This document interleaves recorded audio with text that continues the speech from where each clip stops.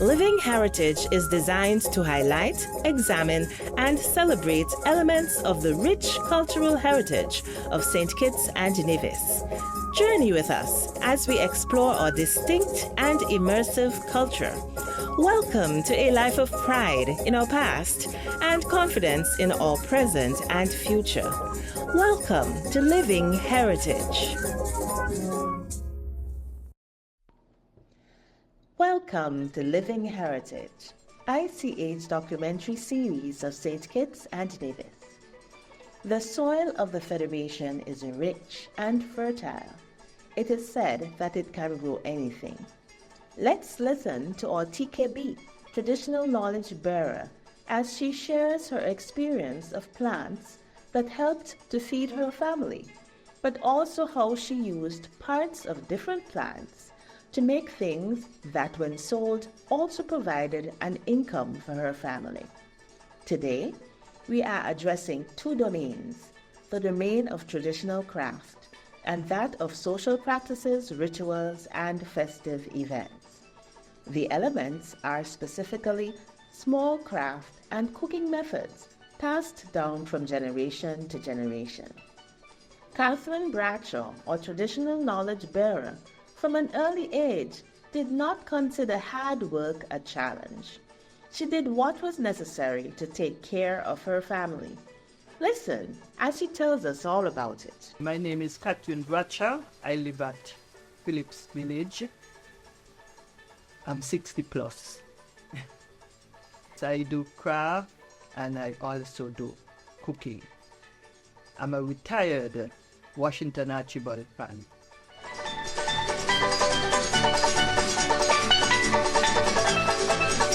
I was about 15, 16 years when I started doing craft. I had my first child at that age. So then, in my simple mind, I said, I have to make a living by doing something. So I started doing little handcraft. And if I must say here now, there is a lady by the name of Mrs. Kemelita Gilbert Henry. I will say thanks to her at this point in time. She was a netballer. And every island that she goes to play her netball, and she see any kind of craft, she will buy them and she will bring them and she will say, Catherine, look at this. And I will look at it. And there is where I get the real idea and the real push to do my craft.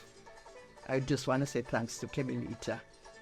I was not fortunate enough to have a mom like other people do. I was reared by a cousin of mine, but she passed away early, so I was on my own at an early age. And that's what I said. In my mind, I said I have to do something to make a living, because, you know, in those days when you go to 7th standard and you don't have the, like what we call the CX, you know, and those kind of things, you were left out. So then you have to make something of yourself. So that's when I decided to take on these kind of challenges.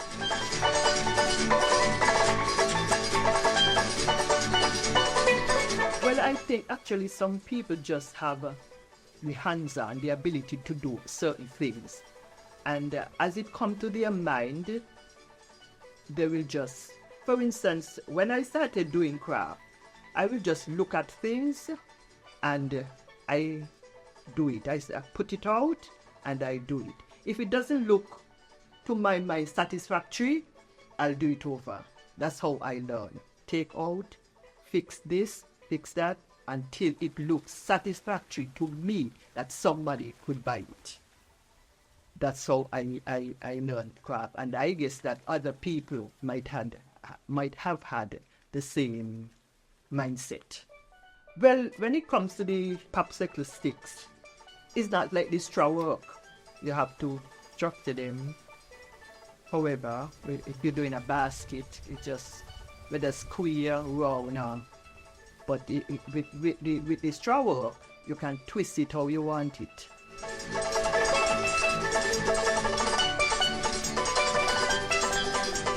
cooking part of it is that I have 6 children. And you know, when you have your children small, somehow you have to find something to feed them, and you want to give them the best that you could. And as a Seventh-day Adventist, I became a Seventh-day Adventist at an early part of my life. And my husband was a farmer, so he will bring most of this stuff from the hills. So then we have to know how to eat what we grow, as we will say, and do it in a healthy manner. So there is where I got the cooking from.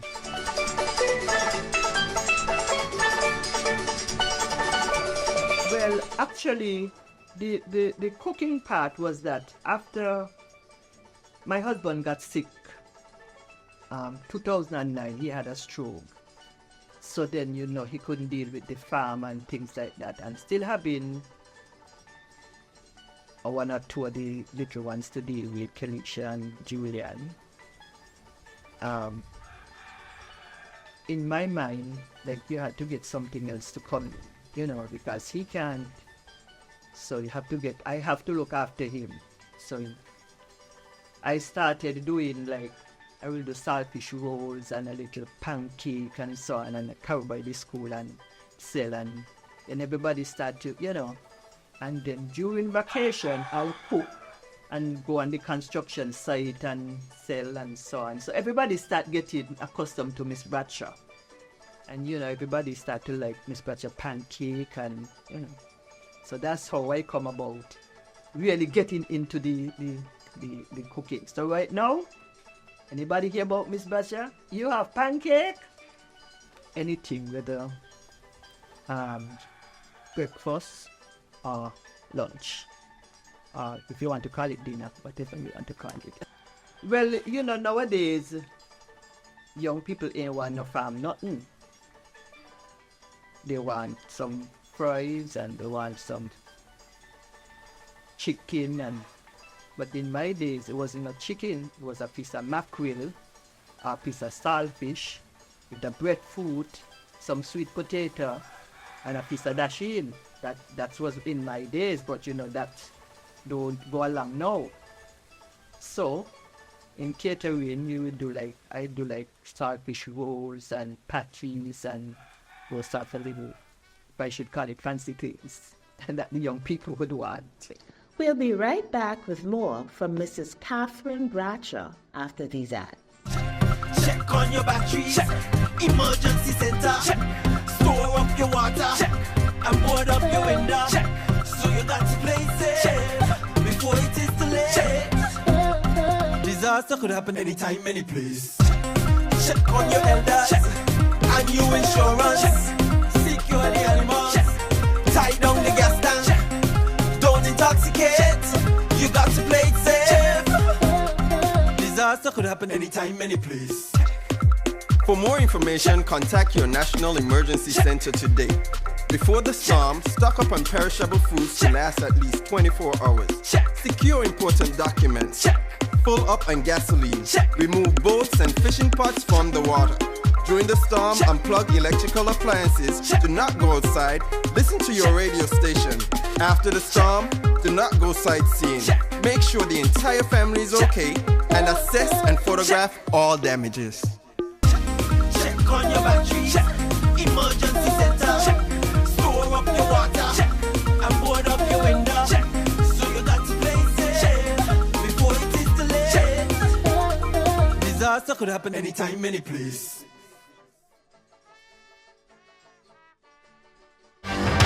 That's what I'm talking about. Wait! Okay, now, from the beginning.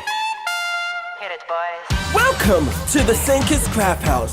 This is where life begins. And what we create will leave you speechless. We train, we create, we promote, and we maintain the highest standards. Experience life for yourself. The premier craft and production facility in St. Kitts and Nevis.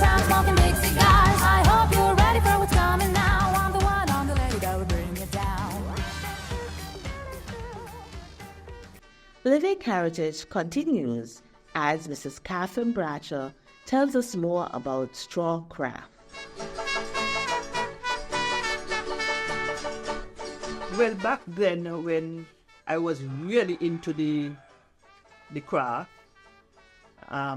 there's a place we call ZIZ. My husband and I will go there and I will gather the straws by the line track and in bundles. In those days we had the donkey, you put them on the donkey and you come up. Not from the cane field, from the scoop pine. That's what we call the straws. So you get them, you gather them, you clean them, you strip them, and you do whatever. You could make fans, you could make hats, you make baskets, you make purses, you make folders, lots of different things you can do with them. I had the opportunity when we were going into independence to make 300 folders. And that was the most work I ever do up to now in my life.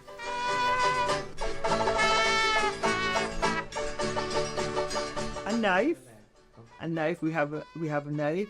We have some big needles for the stripping. We use rulers. When you're done, you roll them up, scrape them out. It's traditional to me.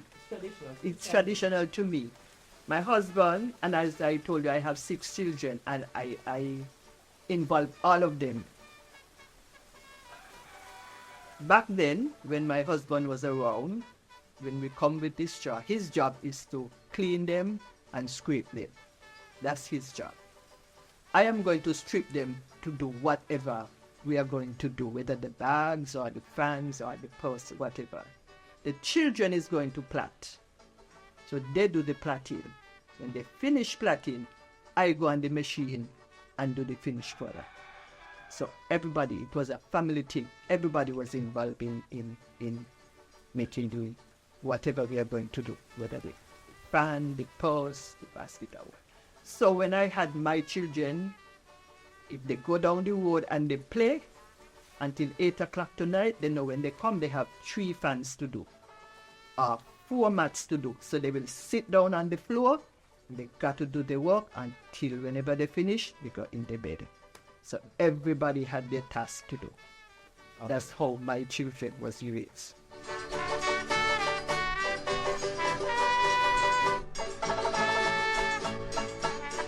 Getting involved with the Ministry of Education.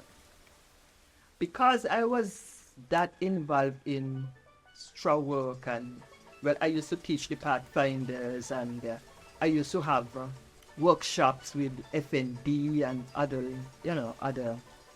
individuals. There was a lady, she used to work at Bradshaw Junior High it was, and she passed away. And a brother from the church who works at there then recommended me to, it was Miss Cynthia Williams at that time, and he recommended me to Miss Williams, and I went to Miss Williams and I spoke to Miss Williams, and Miss Williams said, as long as Mr. Thomas bring you, I know that you is somebody good.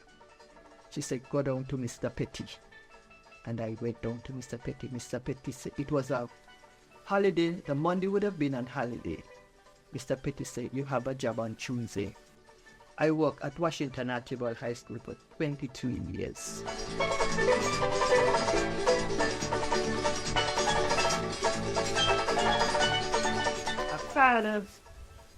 Okay, first of all, well, I don't really measure them because you have to cut them up after a while. So you just clean and you scrape.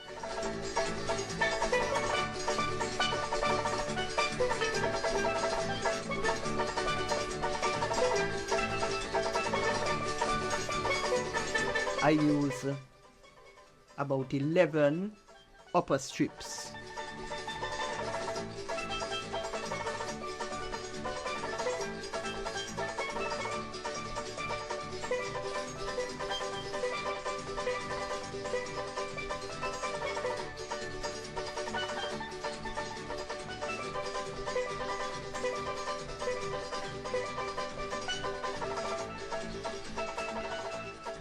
And then you use 7 strips across. Then you put in a folded one to hold the stick. And you put in another 7.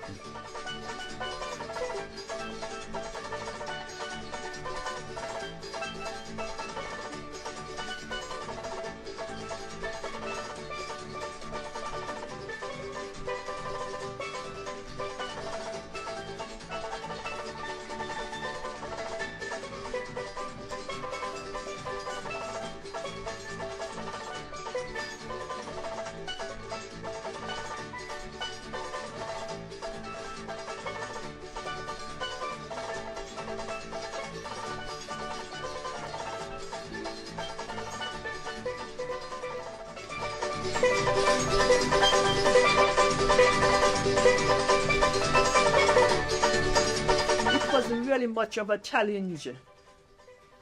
It was getting the materials and having the hands to work on them. But as I said, my husband did that. And I could remember doing that. It's still fresh in my mind. I used to tell the children, I'm going to sleep, and don't let me sleep no more than 1 hour. So they will be there sitting down. I said, we're going to make 5 plaiting. We're going to do 5 plaiting tonight. So they know that they cannot get up from there until they finish the 5 plaiting, but mommy going to sleep because I'm going to get 1 hour rest, because when I get up, I have to go on the machine. And it was a time, I had a time in getting it done. So I had to time myself and work between that timing. But I made it, and I'm very proud of it.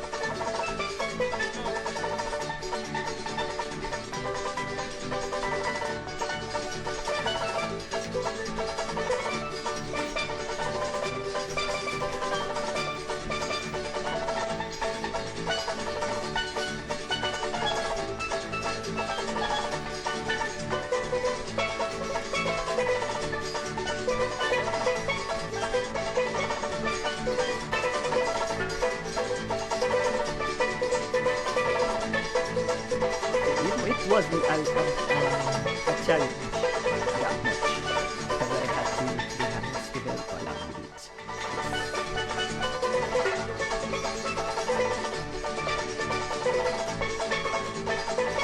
I start to have it under control, because when I have these things to do, my girls will come and help me.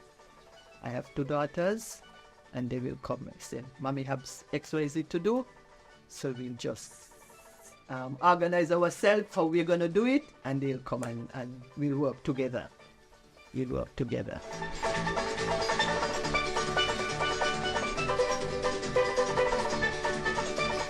Well, I will say I did pass it on, but young people ain't going to hard work. That's number one. Young people don't work hard. So going to look this straw is a challenge. Scraping it, cleaning it, and the straws have little prickles to the end. So that alone turn them off. And when I used to work at this school, I will take the class with me, and we collect the straws. And then I will do the cleaning, because the children and the scraping and then present it to them that they could do whatever we are going to work on, whatever project we are going to work on. But differently to that, you won't find young people now would want to go to collect straws. You won't find young people want to do that. Not even my children will want. If I go look them and bring them, they will help mommy. But other than that, they ain't going.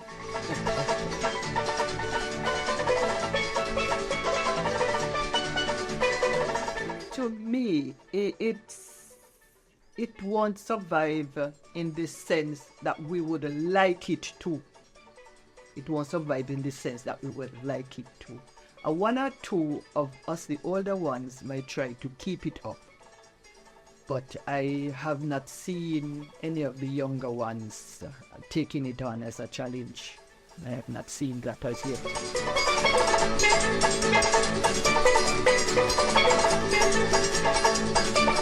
That can be done because you're home, you have nothing to do, you can't go nowhere, so you just sit down and work on some straw work. Make some little fans. If you have a machine that you put so the purses, you do some little thing.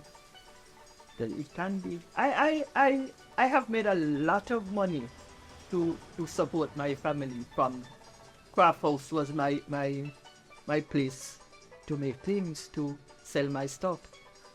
And that is what helped me with sending my children to school and everything like that.